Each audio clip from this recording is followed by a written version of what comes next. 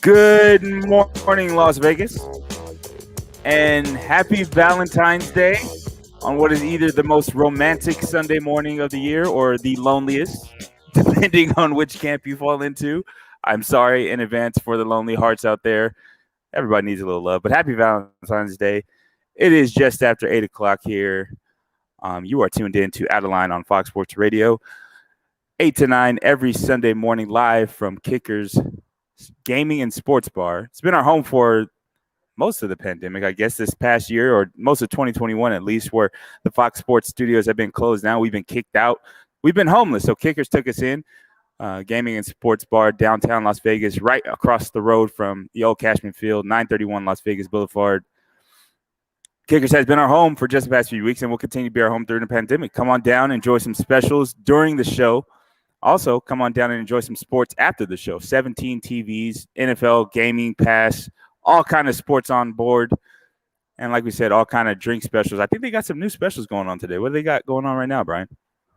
Today at Social Gaming Sundays, they got drink specials and raffles from 8 to 10 tonight. They got two-night Valentine's trivia. That's tonight. Two-night. He puts two-night, and I read it as two-night. Okay, but it's tonight, Valentine's trivia. And next week, zoology Pictionary. That's pretty cool, man. We got to definitely check that out. And all kinds of stuff. Again, social distancing is still involved, but they are actually allowed to go to full capacity Kickers, and that starts tonight. So it's really cool. They will be packed, and listen to the spots. We'll be here, as Caleb said, every Sunday. And as you heard, a new host of the show today, man. The guy to my right on your radio dial, Caleb Herring, taking over controls today for the, at least kind of like the way we're kicked out of Fox Sports Studio until further notice. That is what Caleb is now with Out of Line until further notice. And that is because, another year of tenure with Metro. And now, man, they kick you out of my show on Sundays. Schedule changes happen. You got to adjust and be flexible. So, it's a bittersweet day today, but we're going to enjoy it while it lasts, right? So if you're listening for the first time, we are live every week, same time, 8 to 9 a.m., 98.9 FM and 1340 a.m. flagship of the Vegas Golden Knights. Of course, I'm Caleb Herring. Brian Feldman, back in the studio, Dino Damon Cotton, turning the wheels of steels, and of course, social distance at home, manning the social media, the graphics, the StreamYard, all the things that an intern does behind the scenes that everybody should appreciate but doesn't get enough credit for. We made sure we took care of our intern. We gave his own theme music. That is Spence, the Wiz of Strasbourg. Nobody beats the Wiz. Nobody beats the Wiz. Our social media director, and now he has his own sports talk show, delivering sports Friday nights at 7 on KSHP, which is 1400 AM on your radio dial. Also, if you haven't tuned into that show, it's a great show. Spence brings the facts. He brings his own perspective. I wish we could argue more about the Raiders, so he'll probably have to have me on that show at some point. But yeah, it'll be a good time. Show is also streaming on the LV Sports Network, and you can watch the show on Facebook Live. The page is called Out of Line. That's OUTTALINE. Once again, OUTTALINE. You can also follow the show on Instagram and Twitter, Out of Line Fox LV. That's at Out of Line Fox LV. And since we are live, your calls and questions are welcome. The Fox Sports Residential Bank Corp studio line is 702-876-1340. Spence, let's tell them what's on tap. Hi, this is Bubby, and it's time for What's on Tap. Yeah, so What's on Tap is going to be a little bit less formal today because I'm doing What's on Tap today. But What's on Tap is definitely bringing some cool stuff your way. We've got a bag of things coming your way, including the Vegas Golden Knights getting a win in a way that they haven't necessarily done a lot. We'll talk a little bit about that. The NBA is off and running.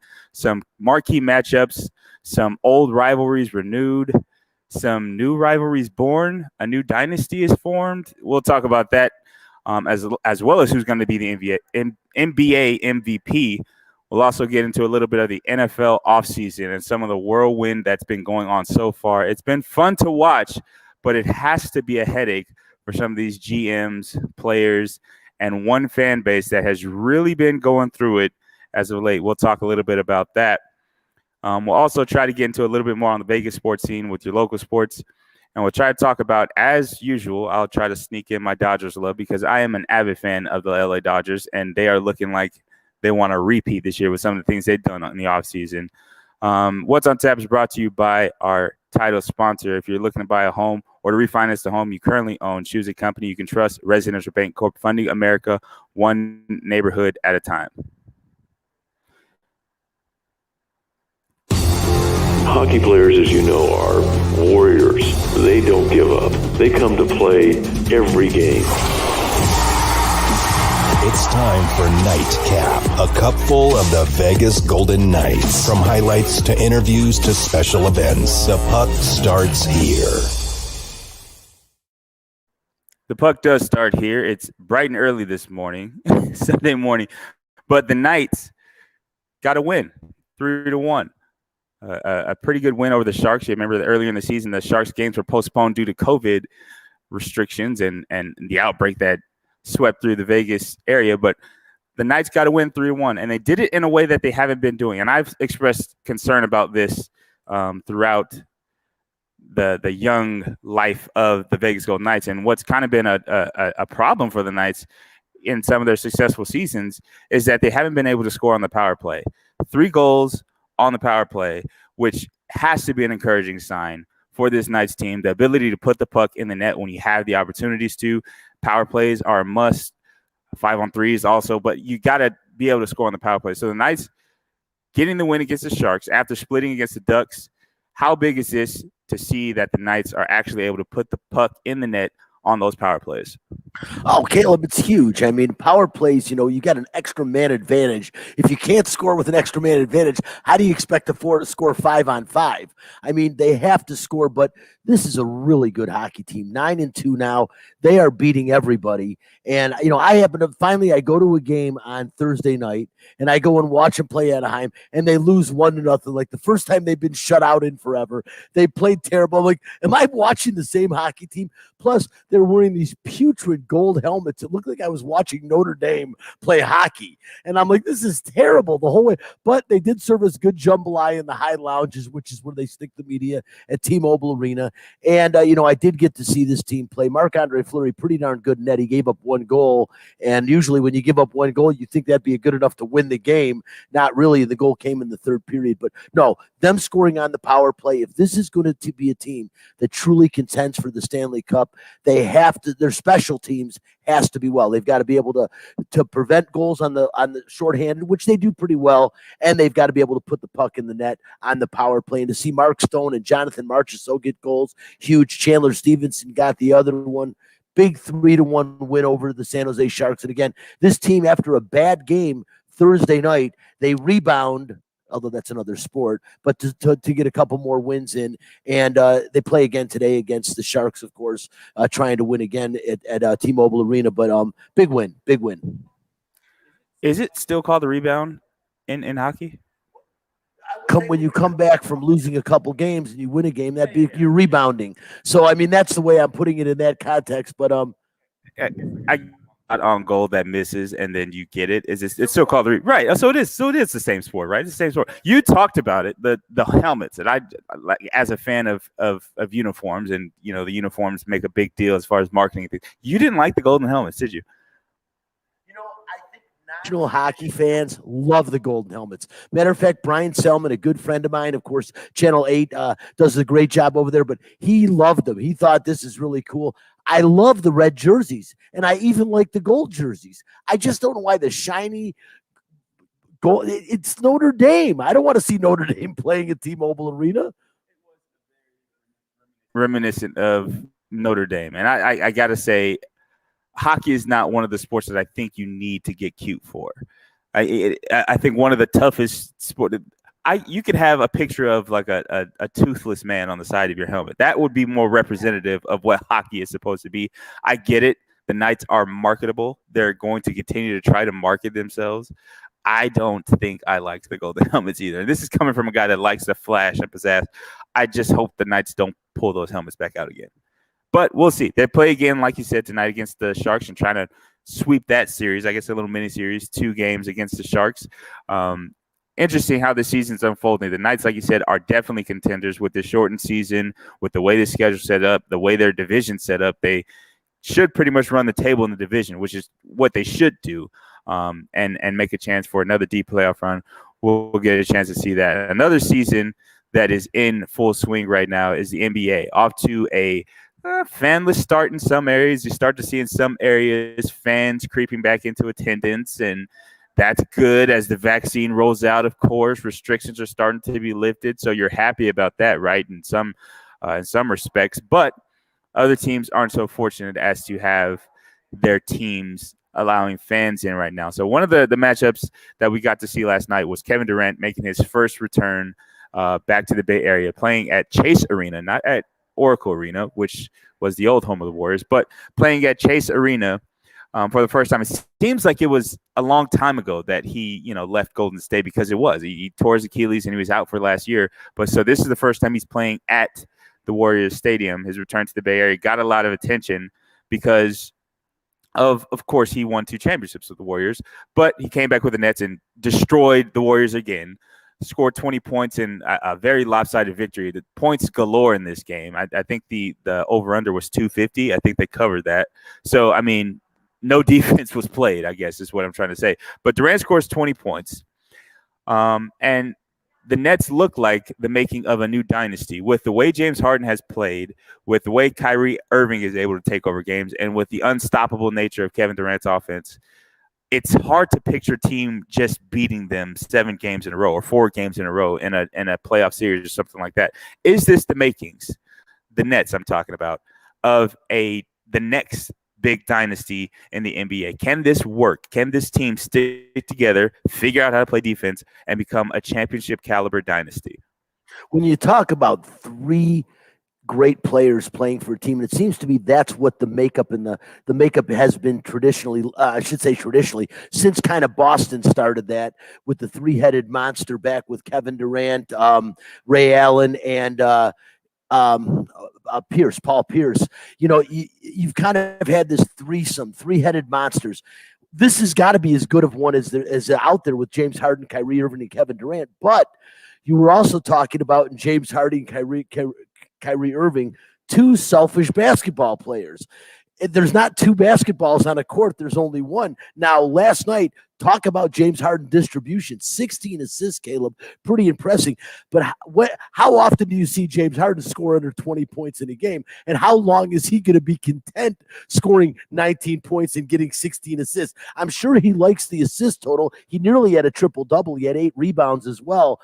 But James Harden likes putting the ball in the basket, not distributing the basketball. We all know that. How content is he going to be doing that for a while? Kevin Durant scoring 20 points. Kevin Durant's fine with that. Kyrie Irving would probably like to score more than 23, but he'll take 23. James Harden wants to see at least a 2 in front of his points. So these are selfish basketball players. I'm not going to pull any punches. Do I enjoy watching them play? Hell yes, they're talented as can be. But I wonder if this New Jersey Net team, I should say Brooklyn Net, excuse me, let me get it right, has the ability to become a dynasty. The ability of the 3-headed monster, without question, has the makings to be a dynasty. I just wonder if these guys can play nice with each other to become that dynasty and last for a while. averaging, at least before last night, he was averaging 11 assists on the season. That's combined with his short time in Houston this year and his time with the Nets. He's leading the league in assists. So he is capable, and he has shown over the past he's capable of being a passer, especially with the way he penetrates and draws the attention of the defense. He's going to have the opportunity to make passes. Is he going to continue to do that? When it comes to a tight game, who's going to have the ball? Obvious answer, in my opinion, Kevin Durant should have the ball. But you have a guy named Kyrie Irving who hit one of the biggest shots in NBA Finals history with that 3 over Steph Curry. I think last night you saw something about Kyrie Irving. He takes the matchup with Steph very personally. Anytime that he has an opportunity to go at Steph Curry and show that he's kind of one of the top tier point guards right along with Steph, he takes it personally, and he plays good defense. I think in order for them to become a dynasty, the only question mark I have, the figuring out who's going to score the most points, all that stuff is an easy problem to have, I think, or a very good problem to have, if you will, because points aren't going to be the issue. The issue is going to be, can we decide to play team defense? Kevin Durant bought into a defensive system in Golden State because he had Draymond Green, Andre Iguodala, and Klay Thompson to kind of say, hey, we play defense here. This is what we do. Is Steve Nash with Mike D'Antoni and that staff, are they going to be able to preach defense in a way that gets Kevin Durant, who is going to be their most versatile defender on the court? Is there going to be enough defensive coaching to get them to where they need to be as far as championships go? I think the East might be a cakewalk, honestly. Walking through the East with this roster might be the easiest Eastern Conference cakewalk. But to beat the Lakers or the Clippers or anybody else who comes out of the West, you're going to need to be able to play defense because that's what they do. They play good defense on there's a lot of good defensive teams on the Western Coast. So I don't think I'm ready yet to say that the Nets are the makings of a dynasty. Like you said, the personalities have to match. The defense has to be played. But the talent on the court is undeniable. There's a shot that KD made last night. He just kind of made up his mind he's going to elevate over 3 defenders and just knock down a mid-range shot. Like the ability to do that, to have that, didn't have Kyrie Irving breaking down the defense off the dribble. Then have James Harden doing the same thing. Then have Joe Harris sitting out in the corner so you can't leave him. This roster offensively is made for success. Can they play defense? I think that's the big question. Another big question that I have for this season, not just talking about the Brooklyn Nets, we're going to switch over to the overall NBA here because there's an interesting debate, which there has been for the last couple of years, of who should win the NBA MVP. LeBron James is a name that is always there, and we understand why. His greatness cannot be questioned at this point in his career. It's almost kind of the Brady fatigue that we experience in the NFL, where LeBron's name is always going to be in the MVP race. And he's deserving of it. So I don't want to take any credit away from him. But of the list of other superstars who have a chance to be the MVP, you're talking about Giannis Antetokounmpo, Kawhi Leonard, if he continues to play during the season. Kevin Durant now has his name in the hat after taking a season off. He's back right in the mix for MVP. I think James Harden has taken a step back, but he's also going to be, I think, in the conversation at the end of the year. The sleeper that I have, Steph Curry, is quietly having an MVP season. It's quiet because the Warriors aren't the team that they used to be, but his stats are very reminiscent of what he did in his 2 MVP seasons, one of those being a unanimous one. The stat line is there. The success of the team maybe isn't. They're a playoff team right now as it stands, but this guy's gone for 60 this year, gone for 50-piece twice, 40-piece a few times as well. One of the only players since Jordan to go over 740 points through that stretch of the season. He was at 1.53% from 3. Like, this guy is doing things that we just haven't seen before, but it's just getting done on a team that's not as good. Does he have a legitimate case? And when you look at the other names that are in the MVP hunt, does Steph Curry at this point in the season have a legitimate case that he should be an MVP and get his 3rd MVP trophy? The season, yeah, of course. Look what he's done, Caleb, and he's got the name. Another guy you didn't really mention is Luka Doncic as an MVP. I mean, this is a guy that is a double-double machine, a guy that regularly scores 30, 40 points a game, and again, on a sub-500 team in Dallas, but any night, people go to watch Luka Doncic to watch what he can do. Steph Curry, the same player, and you can't arguably say an even better player because of what he can do from the outside. Maybe the most prolific shooter of all time, Steph Curry. I mean, I don't think there's anybody in history you'd want in the basketball when you need a 3-point shot more than Steph Curry with what he's done. So, yes, he'll always have a shot. LeBron James, yeah, he has cemented himself. There's no arguing anymore. He's going to be in that argument. And of course, James Harden, that's why he's going to want the basketball more, because he was definitely in the mix for that conversation before he went to Brooklyn. Now in Brooklyn, all of a sudden, we're seeing numbers start to tail off from a bit. Again, I think that is going to be a problem. And Mark Ostrovsky, Spencer's dad made a comment a little bit ago, too many head cases on the Nets. And I don't want to get away from the MVP conversation, but that really, I think, is going to be the demise of the Nets. Yes, they could walk through the East, Caleb. I don't see how they beat the West, because it'll start getting in their head. And when they get into that finals, all three of them are going to want to show off. Durant, obviously the least of the three egos by a mile, but still they're going to want to show off, and Durant will always get his. But it's going to be funny to see who runs the floor between Irving and Harding when we get to the NBA playoffs, is who's going to try to take over more. I see these guys literally getting into a fist fight in the middle of a game. Like, throw me the damn ball. We'll see. But yes, to answer your question again, Steph Curry, does he have an argument right now? Yes. When it's all said and done, if Golden State doesn't compete, and I think without the services of Klay Thompson, it's going to be really hard for them to compete in the West. That's where he's going to have some problems winning an MVP, because you always see, rarely, if ever, do you not see an MVP on a team that can at least get out of the first round of the playoffs. I don't know if Golden State's going to be a team that can get out of the first round of the playoffs, because the West is so competitive. I think the last player on a losing team that I can remember, at least, was Russell Westbrook, when he averaged a triple-double the first time he did, and he got the MVP. That was probably the last time, one of the only times in memory that I can remember a player on a losing team that wasn't a contender in the playoffs got the MVP award. And Russell Westbrook deserved it, of course, averaging that triple-double that year. He's probably the most selfish player on the court that year, so of course he's the most valuable. But I think LeBron James has actually put himself in a position where he can't win it now. I don't think the NBA and the voters allow him to win it because of the way he chastised the NBA about the All-Star weekend. I think that those kind of things play into account. I think LeBron James is bigger than basketball. We understand his aura, with the things he says carry more weight than anybody, I think, in the history of the sport.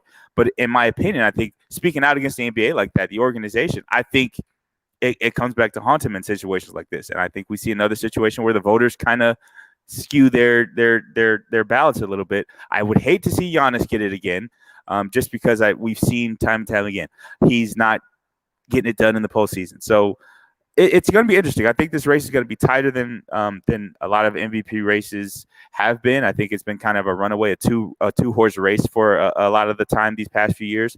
But it'll be interesting to see, and it'll be interesting to see how this season goes on. I think there's other names that the other guys, like Anthony Davis, if he plays at a high level, he can be an MVP caliber player as well. Kawhi Leonard could definitely, the quiet assassin, got to be on the court to get it, of course. But the NBA season rolls on. My Lakers are looking like they're going to defend their championship again, of course, taking days off and things like that. That stacked roster in LA is just great to watch. I love looking at that roster. But that's enough about the NBA and the teams that are rolling this season.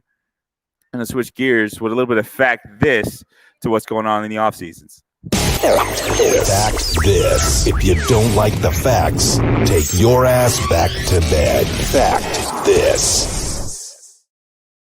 It is a fact that Urban Meyer was hired as the Jacksonville Jaguars head football coach. A move that shocked a lot of people. Well, not really. It was destined that he would make his way to the NFL ranks one day. But leaving the broadcasting team and making the jump to the head coach for the Jacksonville Jaguars spot.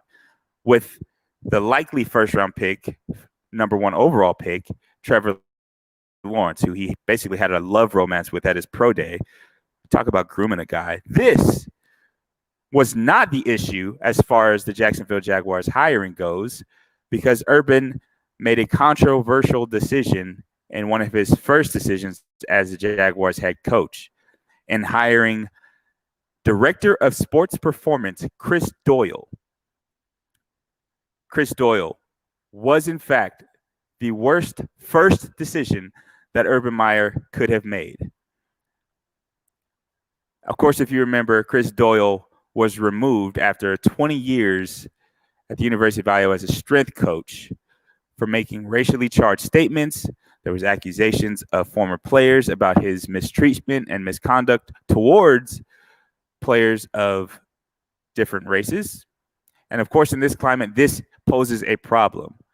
Doyle, of course, resigned amid all the backlash and criticism for the hire. I have a simple question for you. What was Urban Meyer thinking? The simple question is, I have no idea. I mean, this guy is known to have had problems. Several players in Iowa have complained about him over the years. I don't know why the University of Iowa felt the need to give him $1.1 million to resign. Why didn't you just tell him to kick rocks? I mean, he's getting paid big money to go to. I thought it was a terrible hire too, Caleb. I don't like this guy. I'm shocked Urban Meyer starts his tenure at Jacksonville by hiring a controversial figure like that immediately is going to come into a locker room where players are not going to respect him a great deal. I don't think anybody can help but respect Urban Meyer, and I thought that was a great hire by the Jacksonville Jaguars. Maybe take some of this guy's responsibility away and hire his assistant coaches for him. I know that sounds terrible, but yeah, this was a really bad move. I just want to remind people real quick, we are at Kickers Gaming and Sports Bar, 931 North Las Vegas Boulevard. We are just down the road from the old Cashman Field. Come on down and join us. We've got some free donuts, free orange juice. Also, they are giving, I shouldn't say giving away, but they have drink specials as well going on every Sunday and all time. And again, Kickers does open up. The social distancing comes to a close. They've got drink specials and raffles going on. 8 to 10 is their Sunday, is their social gaming Sundays. Tonight you have a Valentine's trivia going on. Next week you're going to have zoology Pictionary, which should sound really, really cool. I'm gonna have to get down here for one of those, Caleb. They sound pretty cool.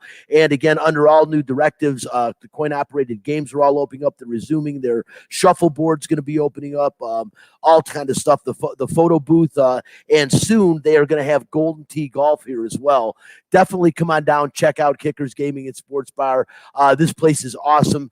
They got 15 gaming machines, 17 big screen TVs all around the bar, and they play game sound, Caleb, which is pretty cool. A lot of places you go, you can see the games and can't hear them, but you'll be able to talk to your friend next to you. They've got the social distancing elements all in place. Pretty cool. Come on down. And of course, Jennifer Metzger and Dylan Reese, two great owners.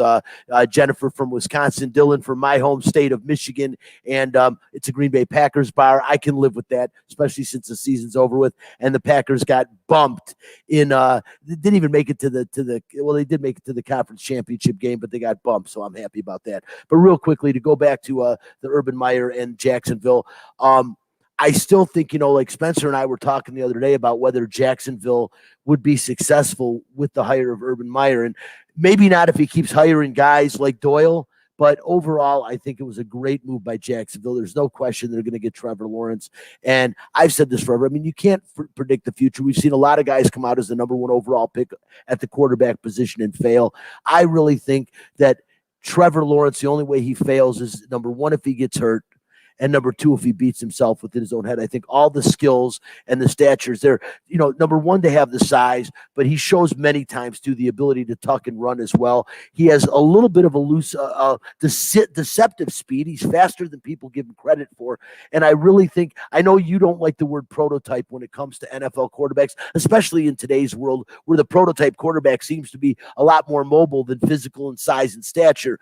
But when you talk about overall what you're looking for in a quarterback, you're looking for a guy 6'5" plus. You're looking for a guy that's mobile, and you're looking at a guy, as you say, that can make all four of the passes that are absolute must to make it long term in the NFL. What doesn't Trevor Lawrence have that he'll need to succeed at the next level?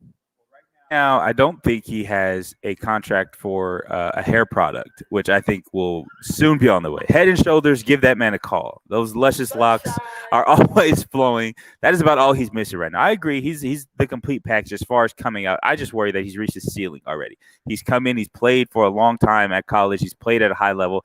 His body has matured very quickly. So I think he's pretty much a finished product. Is this his ceiling? Was his years at Clemson the best of his playing career? That's where I worry. Kids, you have to be able to take a next step when you go to the NFL. That's the only concern I have with Trevor Lawrence, and I feel like we were just putting a little bit more expectations on him than necessary. But back to the Doyle hire, you talked about it a little bit earlier. And June 14th last year, Doyle was paid out $1.1 million, as you mentioned. That was 15 months worth of his salary, which was $800,000 annually at Iowa. So they basically paid him 15 months worth of his salary that would end after 15 months or when he finds employment elsewhere, which was Jacksonville. He found employment elsewhere before that 15 months was up. So I don't know if that means that Iowa's off the hook for paying him the rest of the money they owed him. But like you said, I think the severity of what he did and the accusations against him were so severe that Iowa had to get rid of him, and they had to make a decision as far as get rid of him by all means, which in this case meant paying him a boatload of money. I mean, you talk about an offensive lineman, Jack Kallenberger, last year, who said he retired from football because of the trauma of being bullied by this guy. Now, opinions out on that, whether somebody should bully you into retirement or not, that's personal, right? But if it's that severe, where the accusations are that severe, a university is getting rid of a guy and paying a guy this much, I don't think, especially this soon after, and in this climate, it was the right decision for Urban Meyer to even go out and hire this guy. Now, it was officially called a resignation. Doyle resigned. He submitted his letter just hours after the criticism hit the airwaves about the hire. So he resigned. he resigned. Basically, the Jaguars took some whiteout to that contract and just took his name off and said, this was a mistake. All right, we're going to rewrite history. But the Jaguars, among other teams, making major moves this offseason with the hire of Urban Meyer, the eventual first pick in the draft in Trevor Lawrence, which, like I said, after watching that pro day, Trevor Lawrence's pro day, it's in the bag that the Jaguars are taking Trevor Lawrence. I've never seen a head coach more engaged and interacting more with a guy's pro day than I saw Urban Meyer. It was essentially a private workout is what it was with Urban Meyer and the Jacksonville Jaguars. So that's pretty much a lock. So the Jaguars are making that move. But there's other teams that are making moves or have moves to be made. The Texans being the number one team, I think, because they've made or have refused to make some of the biggest moves this offseason, releasing J.J. Watt, 3-time Defensive Player of the Year, Mr. Houston himself. This guy's done so much for the community. You remember back when the flooding happened, and he was the first guy and one of the leaders as far as the sports world goes in hurricane relief when the flooding happened in Houston. This guy was about as well-known and well-respected in Houston as anybody has ever been as far as Houston athletics go. I think you go back to Elijah Wan when you think about Houston athletes that have had this level of respect. J.J. Watt released. The two sides agreed to this release. J.J. Watt obviously expressing some displeasure. He sided with Deshaun Watson and his grievances during the season, and after the season, of course, he's taken Deshaun Watson's side. But the Texans decide to release him and essentially get nothing for him other than cap space. They get some cap space. They get rid of an aging veteran, but who is still an impactful veteran. They also have Deshaun Watson, who basically demanded a trade and then went silent on them, removed everything Houston off of his Twitter feed or his Instagram feed, which is just a death sign for any franchise when your star player starts doing stuff like that. But J.J. Watt being released, probably one of the most shocking news releases of the offseason so far as the player movement. Where does J.J. Watt go? As an unrestricted free agent, he has the ability to go anywhere he wants to. There's some suitors out there. 12 teams, I think, right away threw their name in the hat as far as who wanted him to go. The Pittsburgh Steelers have been mentioned. Hometown Green Bay Packers, Wisconsin boy have been mentioned. Where do you think is the best fit for J.J. Watt and what he wants to do with his career at this point, which is, I'm assuming, win a Super Bowl? I'm willing to place a wager right now that the second team you just mentioned, and you stole my thunder, the Green Bay Packers is where he's going to end up. He played at Wisconsin, as you said. He lives in Wisconsin. Sometimes he serves as a weatherman in Wisconsin. The guy loves it there. He loves the cold weather, and he is a perfect fit for the Green Bay Packers that – we saw in the postseason, especially against Tampa Bay, the defense could use a little more help on the pass rush. And what a great guy to fit in there. It'll probably rejuvenate his career, maybe buy him 1 or 2 more seasons. I'm not as surprised as you seem to be about J.J. Watt being released by the Texans. I guess the word released is the big surprise there. But the issue with him is, and why he was released, is simply because the guy's done, number one. And number two is siding with Deshaun Watson. And my feeling about Deshaun Watson, it's twofold. One, the guy just got paid a 9-figure contract. When that happens, stay where you're at, shut up, and play ball. You know how many of us out here would love to be given the gift? The guy to my right would love to be playing for the Texans, would have taken that money and wouldn't have said a word and would have kept going and tried to win with the team you're with. That being said, I don't blame him for being upset, because if you're going to pay me all this money as quarterback, why the hell would you trade one of the best wide receivers, if not the best wide receiver in the game, to another team and pay me all this money and then say, go out and win, but you just took away one of the best weapons in the league? He had a right to complain about that. I don't think a right to say, let me get out of town a year after you sign that contract. That's terrible. And I think J.J. Watt's defense of Deshaun Watson is more about the fact that what is the Texans' commitment? You sign a quarterback for a lot of money, you pay some other players, but you let guys like Jadeveon Clowney and especially a guy like DeAndre Hopkins get away. That is catastrophic to long-term goals, and then you just pay the quarterback. But again, it's double-edged. With J.J. Watt, Green Bay Packers, sign, seal, and deliver. And remember, I said this. I said it to Spencer. I've talked to you about it a little bit. I have a feeling somehow that when the smoke clears next season and game one kicks off, that Deshaun Watson is going to be the starting quarterback of the New England Patriots. Just a gut feeling. It's either him or Jimmy Garoppolo. One of the two. A lot of people feel Jimmy G, because Belichick would love to get reunited with him, bring him back. We know that he was forced to trade Jimmy G based on Tom Brady crying to Robert Kraft about not liking this guy breathing down his throat. I don't think Jimmy G's the long-term answer, but Deshaun Watson to England, Caleb, that's going to make me sick if it happens, and I see it happening. It would absolutely make me sick. But I want to go back to Deshaun Watson a little bit, because the Deshaun Watson issue, it's funny because you brought it up at the end, the tail end, the difference between how we look at Tom Brady. Essentially went to ownership, skipped over his coach, and said, I don't like the fact that this young guy, my replacement, has been brought in, and I'm supposed to coach him up. And ownership sided with the coach, sided with the player, took that player's input, and despite what the head coach wanted to do, despite Bill Belichick's plan for the future at New England as far as quarterback goes, traded away the future at quarterback. And now you're kind of seeing the ramifications of not having Jimmy Garoppolo waiting in the wings over there.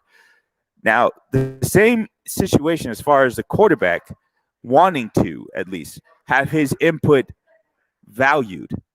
And this goes to as far as Hopkins trade. That trade, something you might want to run by your $100 million quarterback. Getting rid of all offensive weapons. You might want to go run that by your quarterback, despite the fact you just paid him. Now that you've paid him, he is a contributing member to this organization. His input is valued. What he needs to win is what you need to do.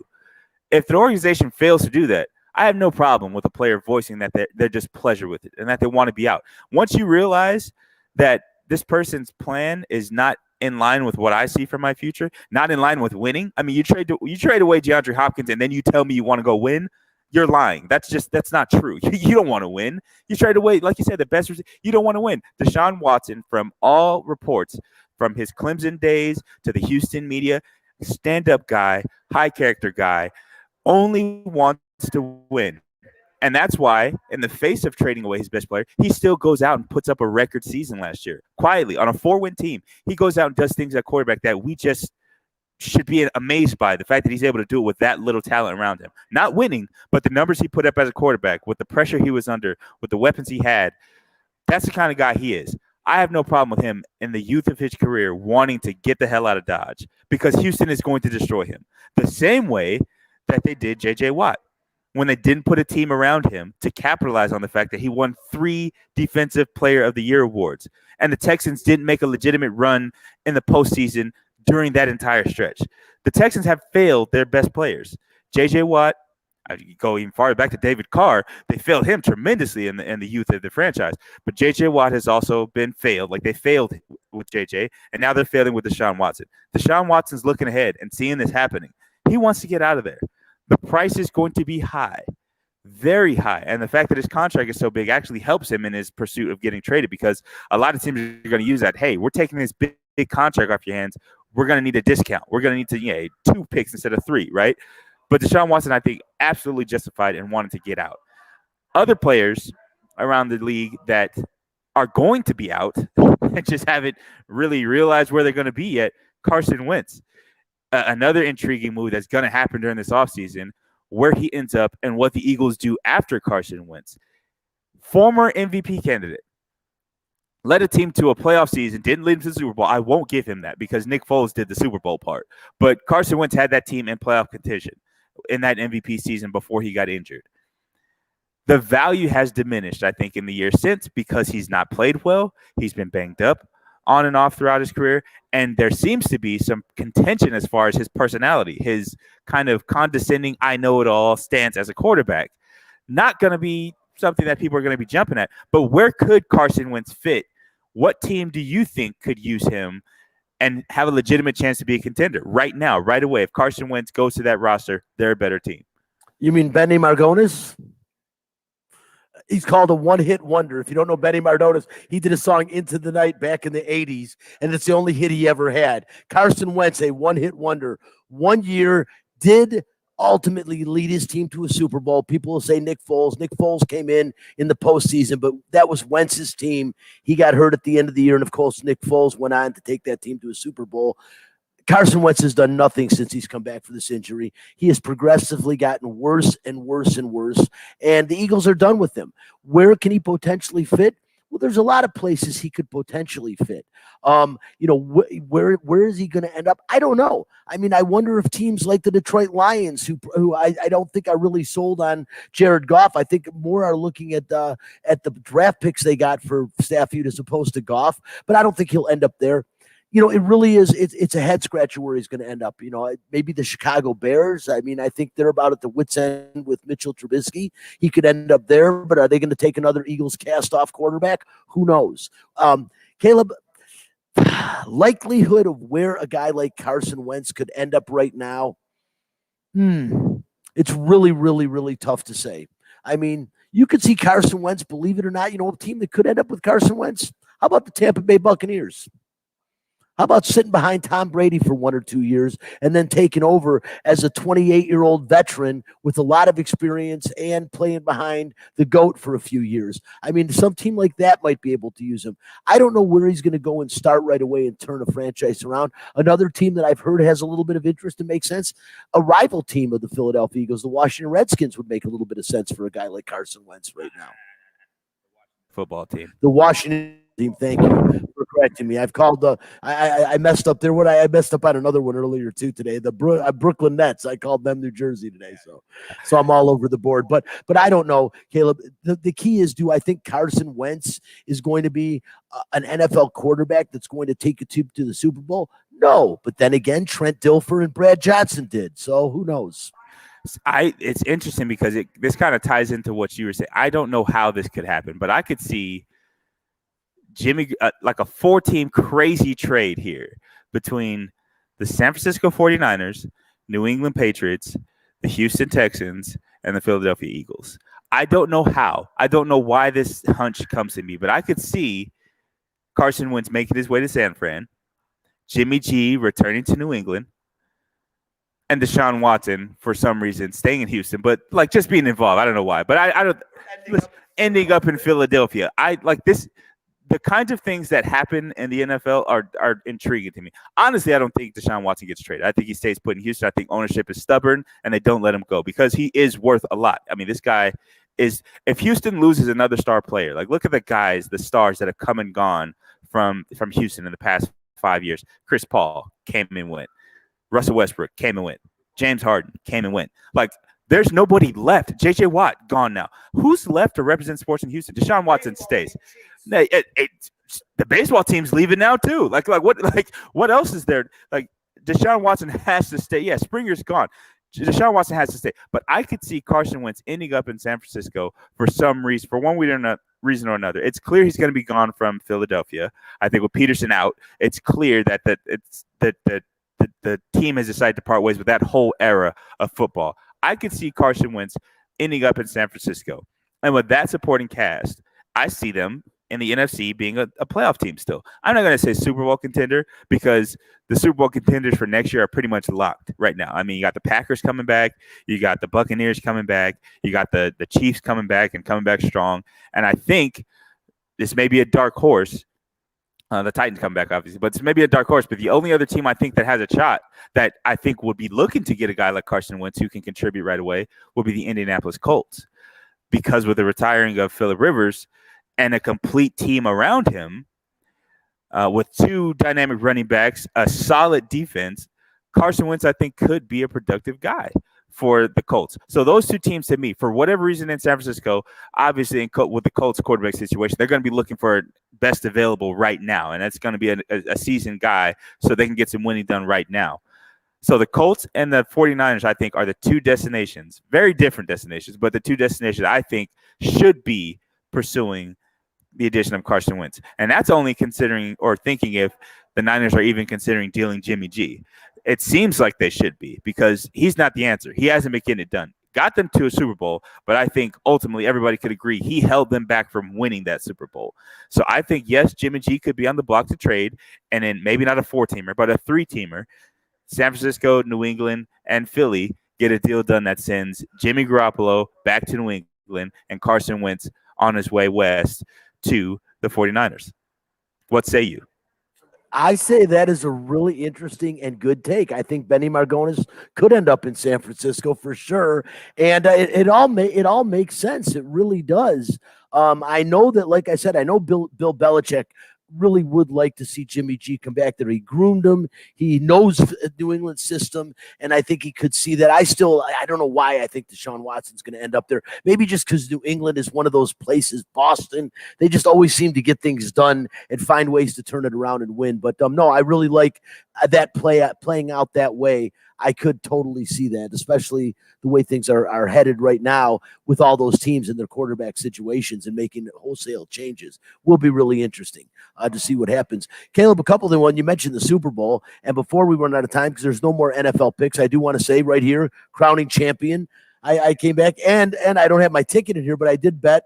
I did take the Buccaneers and the under on a ticket, so I was pretty happy about that. I was just unhappy that I didn't take Gronkowski scoring the first touchdown of the game. Should have known, hey, they were going for a record, and Gronkowski was 15-1 to score the first touchdown of the game. That is a nice return on investment. Although, how about what was it, 150-1 to say that the Kansas City Chiefs would only score 9 points, and I think 1,500-1 that they wouldn't score a touchdown in the game. Those would have been some nice bets. An incredible Super Bowl, Caleb. As far as incredible, not the game itself, bad, but incredible with the way it transpired and what has happened.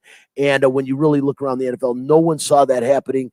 I am not surprised. And when you look at the game in retrospect, I don't think anyone should be surprised. Kansas City was missing their two starting offensive tackles as a quarterback going into the game against a defense like Tampa Bay. Can you imagine knowing that Eric Fisher, a guy that can block out the sun, is not going to be protecting your blind side? No, by the way, your other tackle's missing too. And all I can think of is Patrick Mahomes is going to be running for his life the entire game. And that's exactly what happened. He was running for his life, and really that was just not talked about enough, how important, even for a very mobile quarterback with turf toe, but how valuable are your offensive tackles, are your bookends? Very valuable, especially if you're going to throw the ball 40-plus times in a game. I think Patrick Mahomes is probably thinking for the first time in his career, can we please just run the ball? Like, please just don't let them come get me anymore.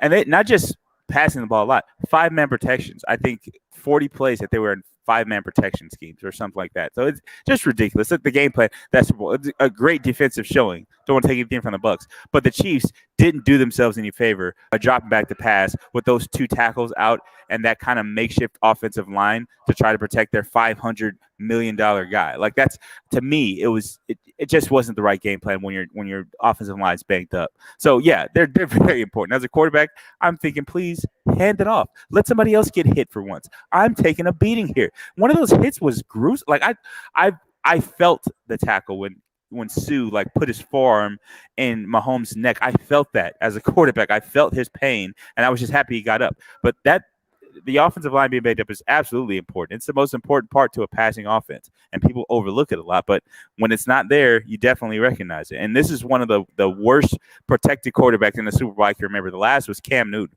when Cam Newton was just getting abused by that Broncos defense. But Patrick Mahomes is definitely wishing that he had his offensive line for that Super Bowl game.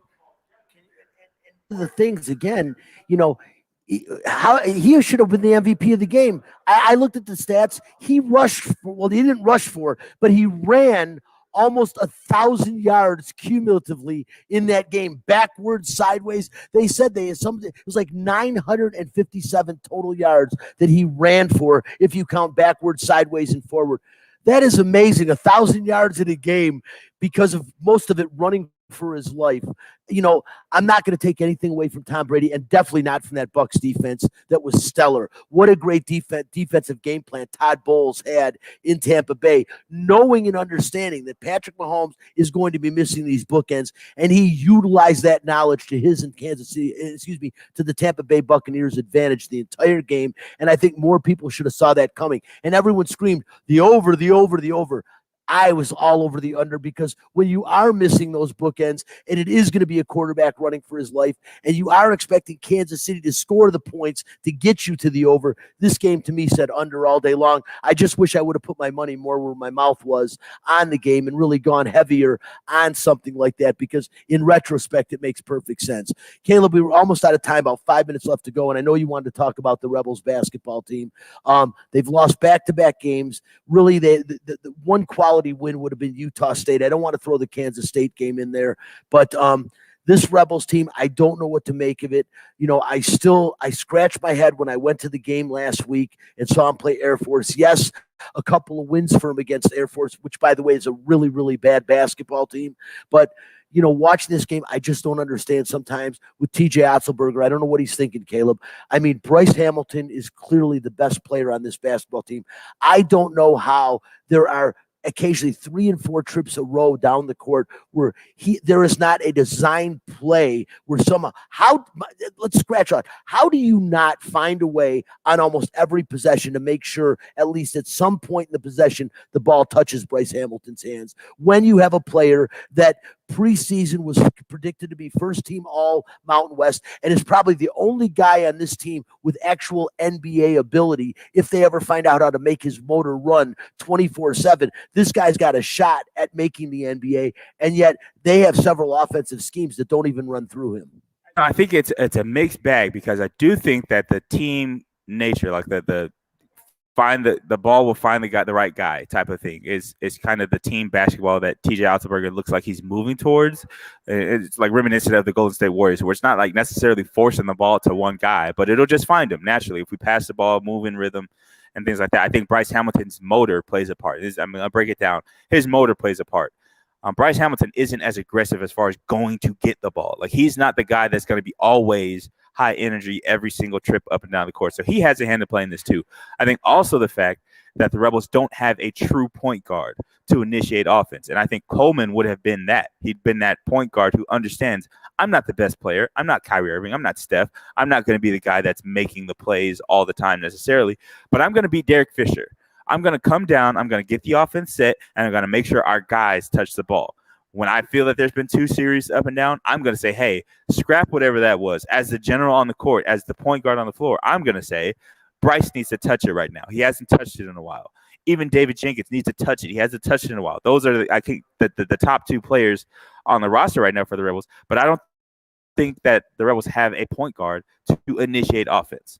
And I think that hurts any coach, no matter what the scheme is, as far as getting the best players involved, of getting any sort of offensive rhythm when you don't have a point guard to kind of be the general on the court. You should be able to recognize, a good point guard will recognize, hey, Bryce is our best player. We've gone up and down the court 3 times, and we're starting to lose him. His energy's fading because he hasn't touched it. You have to have that. I don't think they have it. I also do think that it may be a little bit of stubbornness from Otzelberger to not force the issue to one guy. And I agree with him in the sense that there's no one guy on this roster that's good enough for me to say I'm going to sell out and make sure he gets the ball. I think Bryce Hamilton's a great player right now. I should say great. Let me pull that back. He's a good, solid player for UNLV. The bar is not very high right now with the current roster to be the best player on UNLV. But I think Bryce Hamilton is it. You should, as a coach, make more of an effort to get him the ball. And I agree with that. I definitely agree that Bryce Hamilton should touch the ball a lot more than he does. Do anything, especially in the Mountain West Conference tournament coming up. Listen, we're almost out of time. Caleb Herring, the co-host of the show for the last year and a half, been on the show altogether since like 2013 when he was playing quarterback at UNLV. We'll be off the show for a while he takes the job. We're going to keep bugging him. He'll be back on. I appreciate you running the show today. UNLV does play again. I think tomorrow night they got their next game, and hopefully they'll do better. I just think that they have a lot of problems. The number one problem, in my opinion, perimeter defense. Remember those two words, perimeter defense. If you don't get out and defend the three ball, you're going to get beaten by it. And that's something we saw Boise do. We saw Air Force nearly do. They have got to learn how to get out and play the ball on the perimeter. Other than that, we're out of time. But Caleb, man, shake hands on the show live. My man right here, Caleb Herring. Can't appreciate him enough. Live at Kickers, Gaming and Sports Bar, 931 North Las Vegas Boulevard, just down the road from Cashman Field. We appreciate you. We're going to be here every Sunday. Come and join us. The Wiz will be stepping in for Caleb next week and helping me out on the show. We'll have some special guests, but appreciate you, man. I will be back on Out of Line. Appreciate it. We'll see you soon. Bye-bye.